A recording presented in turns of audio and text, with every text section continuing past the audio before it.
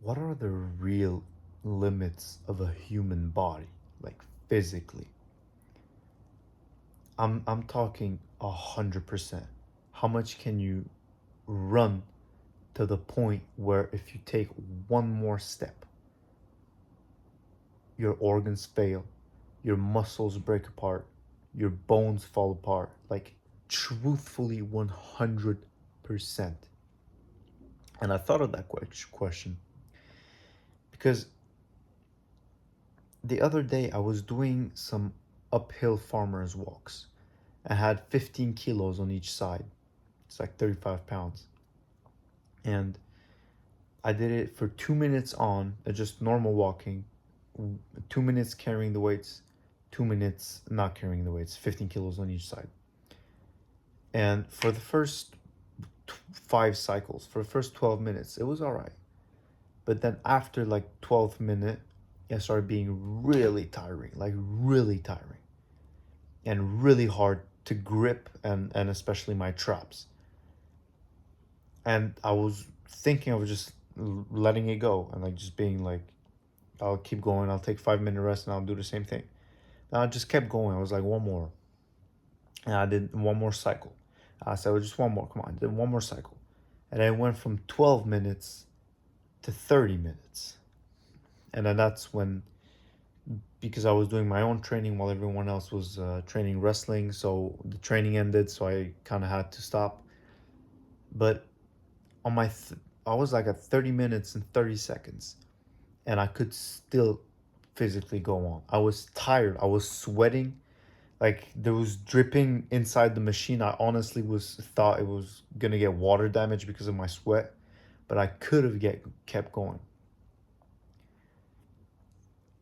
And with things like that, and that's really minor. That's a really small example. From 10 minutes, 30 minutes, that seems really small. Because then we have someone like David Goggins, for example, who we've all heard of the killer races he's done, running like 130 miles or something, or 200 plus miles with broken feet and tape duct ankles and broken knees and broken everything, broken spirit too. He said it himself that you can't think of anything that painful. And you can't. To what extent does the mind purposefully make you fail, purposefully make you think that you're gonna fail, that you cannot go further, when in reality you absolutely can? If there was, like for example, David Goggins in like his very first battle war race, where he broke every bone in his feet, he was running alone, and he was, in the end, he was peeing blood, completely messed up. Everything was messed up about him. How far could he have kept going after the 130 miles?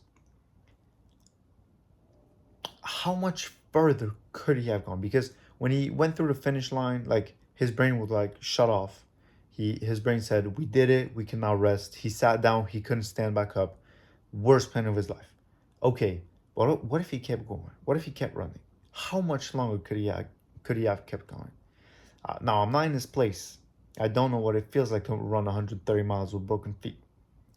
But how much, it didn't seem like he truthfully couldn't walk anymore, and he couldn't crawl anymore, and he couldn't pull himself up forward anymore.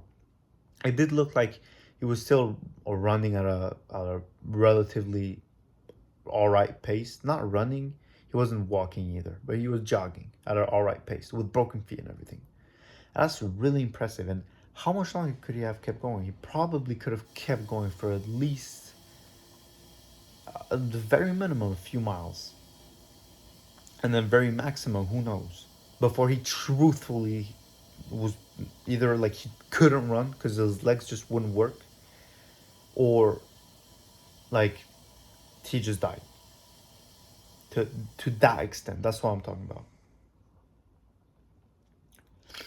Because the human body is way stronger than we are conditioned to think nowadays.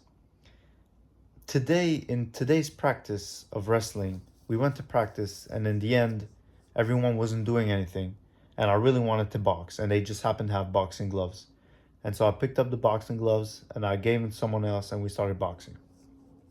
And me, in the end, I did like 6 or 7 or 8 rounds of boxing with a few different people.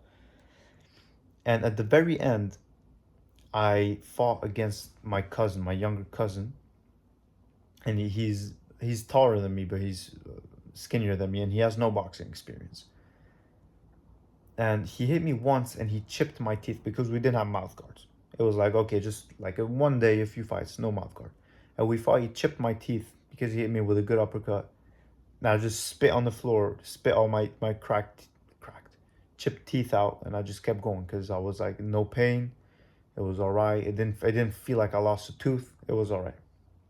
But then, like, not even a few minutes later, because the round was barely a minute and a bit, I threw a jab, and then probably because of the soft floor, I stepped back from my jab, and I landed in a weird way, so that my knee just twisted. My knee twisted, and I fell on the floor. And then everyone screamed like knockout, TKO and stuff. But I knew it, like, he didn't even hit me. Even my cousin told him like he didn't hit me that hard. He knew it wasn't an actual knockout. I just got on the floor because I twisted my knee and I could barely like stand up at all. But then right after, it wasn't too bad. Like it snapped out of place and then back in place when I fell. So I could still stand up, and I was walking like right. I wasn't even on a wheelchair. I was walking straight after that.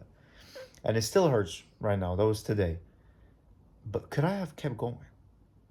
Even with the pain, even with the risk of it just straight up happening again, of maybe this time being even worse, me tearing something or me breaking a bone, could I have kept going with the pain just being ignored?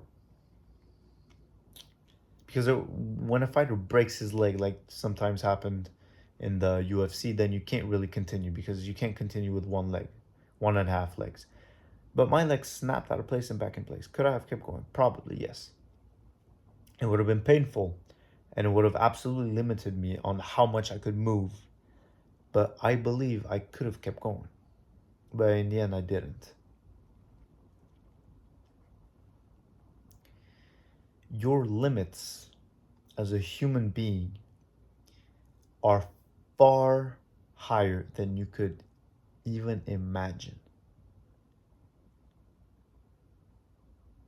Far higher.